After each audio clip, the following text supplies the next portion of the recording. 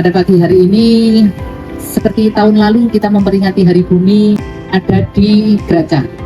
Tadi sudah ada yang bertanya, Bu, undangannya kok lebih sedikit dibanding tahun lalu? Ya, tahun lalu memang saya mengundang dari Dasa Tirta, Kaliku Nusantara, dan teman-teman ini penggemar lingkungan yang lain. Tapi tahun ini kami sengaja mengundang orang dalam. Tujuannya adalah kami sangat berharap warga kampus UM itu semakin peduli terhadap kondisi lingkungan yang ada di UM. Hari ini kita menanam, kami memilih tanaman sesuai dengan arahan Pak Rektor. Kalau bisa UM ini hijau. Kalau UM hijau, paling tidak menghasilkan oksigen banyak. Kita donasi pakai oksigen yang ada di kampus ini. Kemudian Pak Rektor pesan, kalau bisa tidak hanya hijau, menghasilkan oksigen, termasuk menyerap CO2. Kalau bisa itu ya bermanfaat untuk bisa dimakan bersama. Oleh sebab itu yang kami pilih adalah tanaman manggis yang kita tanam hari ini, manggis dan sukun. Berharap UM menjadi semakin baik. Pagi ini kita patut bersyukur kepada Tuhan Yang Maha Esa, kita bisa hadir untuk memperingati Hari Bumi. Kolega kita di taman suka menanam rumput, tidak apa-apa, baik. Tapi kalau ini dinaikkan kualitasnya, coba kalau ini nanti ditanami kemangi, ditanami lombok dan seterusnya, kelihatannya sederhana. Karena prakteknya mungkin teman-teman yang dari ekonomi, ternyata lombok itu pengaruhnya terhadap indeks inflasi juga sangat tinggi. Padahal kalau segini nanti ada teman kita di taman yang mengelola itu kan juga positif juga. Sehingga mari kita lihat Green Campus bukan sekedar kita mengejar branding dan peringkatnya, tapi itu bermanfaat atau tidak.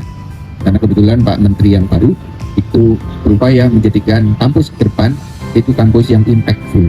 Ya paling tidak kita punya impact, sehingga ketika harga lombok 1 kilo di atas 80.000 itu bahkan di atas 100.000, warga di UM bisa ngambilnya sendiri. Karena ditanami lombok, ditanami atau yang lain, itu tetap dirawat, rumput juga tetap dirawat. Nah, dan yang menarik lagi, ternyata di Kostrat itu pohonnya tidak hanya buah, itu peninggalannya seniornya, itu yang sangat bermanfaat adalah ditanami pohon jati. Sehingga asumsi dia nanti 25, yang jelas di sana usianya sudah banyak yang di atas 15-20 tahun. Kita bayangkan kalau kita sebagian lahan kita pohon jati, kira-kira 30 tahun lagi ketika UM mau membangun, itu fasilitas bahan dasar jatinya juga sudah ada. Nah ini contoh-contoh barangkali supaya nanti ketika kita bicara tentang Green Campus tidak hanya sekedar menjadi rutinitas bagaimana yang tadi disampaikan oleh Bu Marni, tapi bagaimana nanti kolega kita semuanya bisa terlibat, lalu ada manfaatnya. Teman-teman kita perlu kita dampingi bagaimana mencoba untuk menghijaukan kampus-kampus kita, dan mudah-mudahan nanti ke depan kampus kita bisa lebih baik lagi, karena kita juga ingin kampus kita punya ruang terbuka hijau, dan itu sekaligus menyenangkan. Karena kalau kita bisa seperti yang pernah digunakan oleh Lintung Bukrin, itu asumsinya tidak ada air hujan yang keluar dari komplek kampung Lintung Bukrin.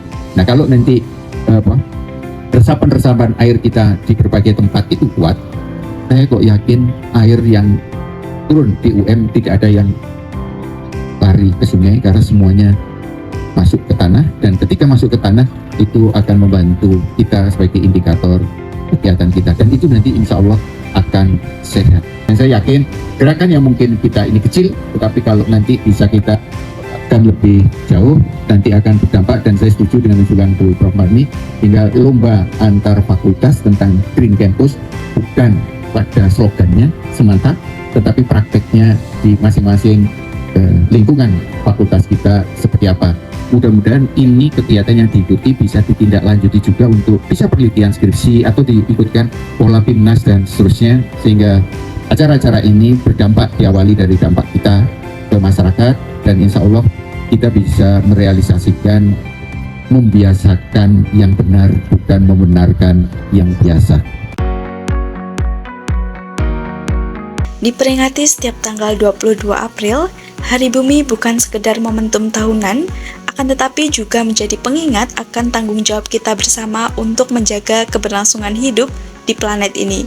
Sebagai institusi pendidikan yang mengusung semangat Green Campus, Universitas Negeri Malang berkomitmen untuk terus mendorong kesadaran ekologis serta membentuk karakter mahasiswa yang peduli terhadap lingkungan. Melalui pendidikan, penelitian, dan aksi nyata, UM terus mengembangkan inovasi berkelanjutan termasuk pengelolaan sampah terpadu, pengurangan jejak karbon, dan pelibatan aktif sivitas akademika dalam menjaga bumi. Hari Bumi adalah cerminan komitmen kita untuk mewariskan lingkungan yang sehat bagi generasi yang akan datang.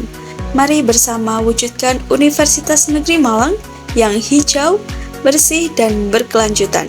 Karena bumi ini adalah amanah dan menjaga bumi adalah tugas kita bersama.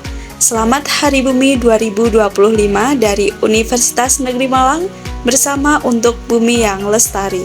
Salam cinta lingkungan.